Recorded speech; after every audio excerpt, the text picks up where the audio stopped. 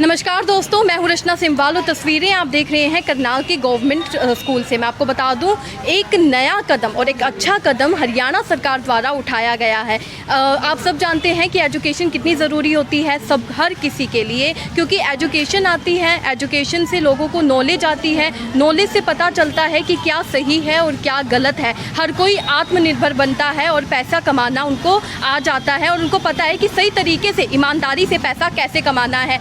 कभी कभी जो लोग इलिटरेट होते हैं उन्हीं पे हमें ज़्यादा देखने को मिलता है कि जो लोग इलिटरेट होते हैं वही लोग ज़्यादा चोरियां करते हैं और ज़्यादा क्राइम को बढ़ावा देते हैं। हरियाणा सरकार द्वारा एक अच्छा कदम यहाँ पर उठाया गया है। उन बच्चों को यहाँ पर एजुकेशन दी जाएगी, वॉलंटियर्स तैयार किए जा रहे हैं, उन्हें ट्रेन किया जा रहा है। मैं आपको बता दूँ, उन्हें एजुकेशन दी जाएगी जिन बच्चों ने कभी भी शिक्षा नहीं ली है। 7 से 14 साल तक के बच्चे यहाँ पर पढ़ सकते हैं। वॉलंटियर्स को आज तैयार किया जा रहा है। आज दूसरा दिन है ट्रेनिंग का। यहाँ पर हमारे साथ यहाँ पे कुछ मैडम जुड़ी हैं, उनसे जानते हैं कि वो क्या कुछ बताना चाहेंगे। तस्वीरों में हमारे साथ बने रहिएगा और आप हम कमेंट में लिखना मत भूलिएगा। ये ज़रूर बताइएगा कि क्या कुछ कहना चाहेंगे, क्योंकि एक अच्छा कदम हरियाणा सरकार द्वारा उठाया गया है उन बच्चों के लिए जो बच्चे शिक्षा से वंचित रह जाते हैं, क्योंकि एजुकेशन बहुत ही ज़्यादा इम्पोर्टेंट होती है हर किसी के लिए। सर, क्या कुछ बताना चाहेंगे आज की कार्यक्रम? ऐसा है, जैसे कि आपको अंदर भी बताया गया कि ये कार्यक्रम आउट ऑफ स्कूल स्टूडेंट्स के लिए है, जो बच्चे किसी वजह से मेन शिक्षा की स्ट्रीम से अलग हट चुके हैं। वो अपने सामाजिक कारणों से, फाइनेंशियल कारणों से या किसी अन्य कारण से वो स्कूल से ड्रॉप आउट हो गए, या कुछ ऐसे बच्चे भी हो सकते हैं जो कभी भी स्कूल नहीं गए। तो समग्र शिक्षा के तत्वाधान में भारत सरकार के एजुकेशन विभाग का इनिशिएटिव है, हरियाणा सरकार के एजुकेशन डिपार्टमेंट का इनिशिएटिव है। समग्र शिक्षा के अंतर्गत ये उन आउट ऑफ स्कूल चिल्ड्रन, उनके लिए हम STC यानी स्पेशल ट्रेनिंग सेंटर्स चलाएंगे। हमने एक फरवरी और मार्च माह में माननीय ADC के नेतृत्व में एक सर्वे करवाया था, जिसमें हमने कुछ आउट ऑफ स्कूल चिल्ड्रंस को आइडेंटिफाई किया था। उसी के बाद वो नेक्स्ट सेशन यानी ये हमारा जो 21-22 चल रहा है उसके लिए था। आइडेंटिफाई हुए हैं, उनके लिए एक सिलेक्शन प्रोसेस था मेरिट बेस्ड। उस पर आधारित 14 EVs यानी एजुकेशन वॉलंटियर्स जो हैं वो सिलेक्ट किए गए हैं। उन सिलेक्टेड एजुकेशन वॉलंटियर्स का ये आज दूसरा दिन है, यहाँ ट्रेनिंग चल रही है।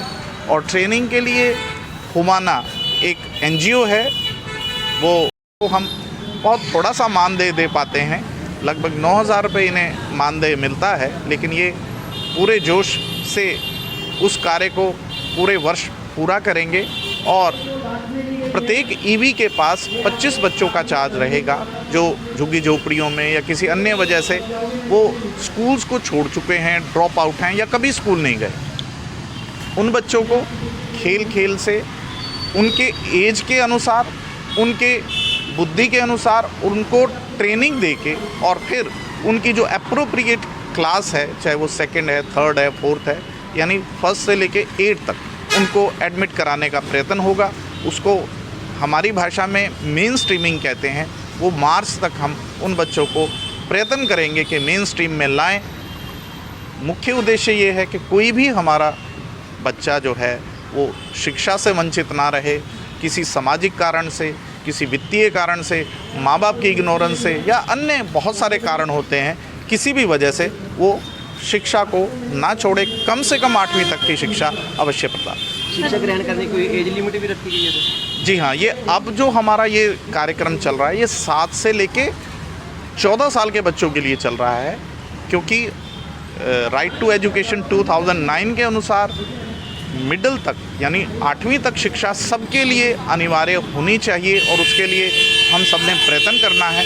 तो 14 साल से बच्चा कोई भी कम है और वो शिक्षा नहीं प्राप्त कर रहा, तो हमारा ये ध्येय है भारत सरकार और हरियाणा सरकार के तत्वाधान में कि वो शिक्षा प्राप्त करे और उसको हम मेन स्ट्रीम करवाएं। कितने बच्चों को सर शिक्षित करने का उद्देश्य रखा गया है? 14 सेंटर हमारे चलने हैं और प्रत्येक सेंटर में हमारे पास 25 बच्चे हो सकते हैं। ठीक है, तो 350 बच्चों के करीब हमारा उद्देश्य है। देखते हैं हम अपने टारगेट को कितना अचीव कर पाते हैं। क्या नाम सर आपका? मेरा नाम चंद्रमोहन है, मैं एपीसी हूँ, समग्र शिक्षा डीपीसी ऑफिस करनाल। इस वक्त हमारे साथ एबीआरसी शैलजा गुप्ता मौजूद हैं, उनसे जानते हैं वो क्या कुछ बताना चाहेंगी। हरियाणा सरकार ने कौन से नए कदम उठाए हैं उन बच्चों के लिए जो बच्चे शिक्षा से वंचित रह जाते हैं। आइए उनसे जानते हैं। मैम, क्या कुछ बताना चाहेंगी, एक नया कदम उठाया गया हरियाणा सरकार द्वारा? On the behalf of our Samagr Shiksha team, I would like to inform you that we have organized a 2-day training camp for recently appointed education volunteers. These volunteers are in numbers total 14. Our department has appointed total 14 volunteers, and we are all 6 ABRCs from each block, and we all are attending the meeting in Boys School Karnal. This meeting is going on under the chairmanship of our respected ma'am, Mrs. Vidyotma ji, and the guidance of Chandramohan sir. And from our headquarters, HSSPP, Haryana School Shiksha Pariyojana Parishad, we have came across the 2 master trainers, Dr. Santosh Yadav and Mr. Sandeep ji. They both are providing us training about the details perspective view regarding the out of school students, like what is out of school student, what is dropout, what are their baseline tested, how we can evaluate them, their continuous cumulative evaluations, and many more topics. They have given us a number of tools by which these volunteers will set up their training centers in different blocks and will provide them education and try to maintain them in the mainstream. That's it. Ma'am, free of cost for students? बिल्कुल जी, free of cost. Our department will refund all the refundeds. हर तरीके का refund funds हमारे department से इन बच्चों के लिए आएगा, जैसे कि इनको बैठने के लिए सुविधाएं, इनको बुक्स प्रोवाइड कराना एंड मैनी मोर.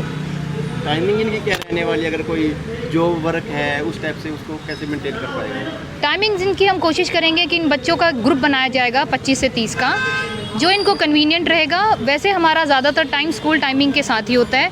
रीज़न ये है कि ये बच्चे चैलेंज्ड फैमिली से आते हैं, इनको कोई सपोर्ट नहीं मिलती इनके फैमिली से, इनके एनवायरनमेंट से, तो इनको मिड डे मील प्रोवाइड कराया जाए ताकि ये लोग अंडर न्यूट्रिशन आ रहे हैं ये बच्चे लोग. तो अब हमारा मेन मोटिव ये है कि मेन स्कूल के टाइमिंग्स में ही इनकी क्लासेस रखी जाएँ ताकि इनको मिड डे मील का भी फ़ायदा हो. Thank you. इस समय हमारे साथ एक ईवी मौजूद हैं, यानी एजुकेशन वॉलेंटियर मौजूद हैं, जो बच्चों को पढ़ाएंगी, उन बच्चों को जिन बच्चों ने कभी शिक्षा नहीं ली है. इनसे जानते हैं कि क्या कुछ चैलेंजेस इनके सामने आ सकते हैं. क्या कुछ बताना चाहेंगी मैम, कौन सी एरिया में बच्चों को पढ़ाने वाले हैं? मैम, हम जो बच्चों को टीच करेंगे, मेरा सेंटर बनेगा सेक्टर 7 गवर्नमेंट मॉडल संस्कृति स्कूल है, ये प्राइमरी स्कूल है. और यहाँ पे जो नियर बाय एरिया हमारा पड़ता है वो सेक्टर 33 स्लम एरिया या सेक्टर 32 का स्लम एरिया, या फिर राजीवपुरम में भी बैक साइड स्लम एरिया है. यहाँ वो बच्चे आते हैं जो स्लम एरिया से बिलोंग करते हैं, जिनके पेरेंट्स जो हैं वो मज़दूर हैं, लेबर हैं, और वो बच्चों से भी कई बार उन्हें ले जाते हैं अपने साथ में. तो ये वो बच्चे आते हैं. तो जो चैलेंजेस हैं हमारे सामने वो ये आते हैं कि इन बच्चों को स्टार्टिंग से, मतलब जो बच्चा एक 10 ईयर का भी हो चुका है और उसे हम ABCD सिखा रहे हैं, तो वहाँ थोड़ा उनका मेंटल लेवल और उनको बैलेंस करते हुए हमें चलना पड़ता है. दूसरी बात, चैलेंजेस हमारे लिए थोड़े से ये भी हैं, थोड़े से टफ़ तो नहीं कहेंगे बट इजीली हो जाता है कि हमारे पास मल्टी एज के स्टूडेंट्स होते हैं. लाइक ट्यूशन सेंटर हम उसको एक तरह बोल सकते हैं, क्योंकि ये स्पेशल ट्रेनिंग सेंटर होता है. एक प्रॉपर क्लास नहीं होती, एक प्रॉपर एक लेवल के स्टूडेंट्स नहीं होते हैं. यहाँ पे आपको 7 ईयर का स्टूडेंट भी मिलेगा, 12 ईयर्स का भी मिलेगा. तो उनके लिए अलग अलग स्टेप्स हैं, अलग अलग उनको बुक्स हैं, अलग अलग उनका लेवल है, उसके अकॉर्डिंग हमें टीच करना होता है. और सबसे बड़ा जो चैलेंज होता है, मोस्ट इम्पॉर्टेंट, वो होता है पेरेंट्स को कन्विंस करना.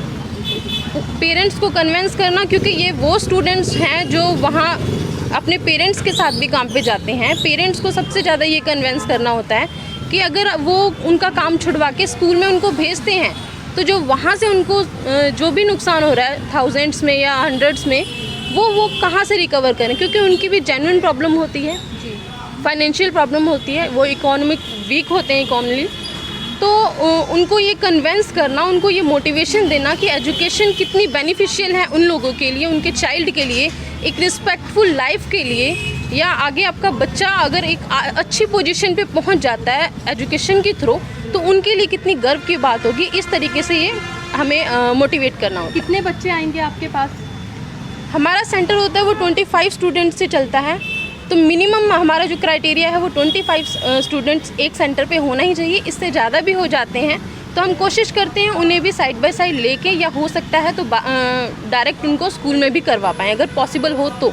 आज खुशी ट्रेनिंग महसूस कर रहे हैं कि आपको बिल्कुल, बच्चों को बिल्कुल, करने का बिल्कुल। मौका मिल रहा है। यहाँ पे एक जो माहौल क्रिएट होता है वो टीचर वाला नहीं होता। हम बेसिकली टीचर हैं, बट यहाँ एक जो प्रॉब्लम शेयरिंग, एक एज अ फ्रेंड हम बच्चों के साथ होते हैं, बच्चों के साथ घुल मिल के बैठते हैं, उनके साथ खाना भी खाते हैं, उन्हीं के साथ उनसे उनकी प्रॉब्लम जो होती है वो खुद अपने आप शेयर करते हैं हमसे।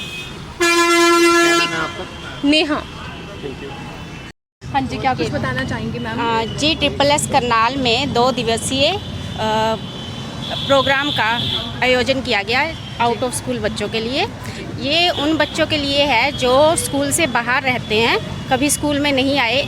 इसमें 6 से 14 साल के बच्चे लिए जाते हैं और उनको ये एक ब्रिज कोर्स होता है जिसमें जो बच्चे कभी स्कूल नहीं गए, मान लो उनको एज के अकॉर्डिंग स्कूल में एडमिशन करवाया जाता है।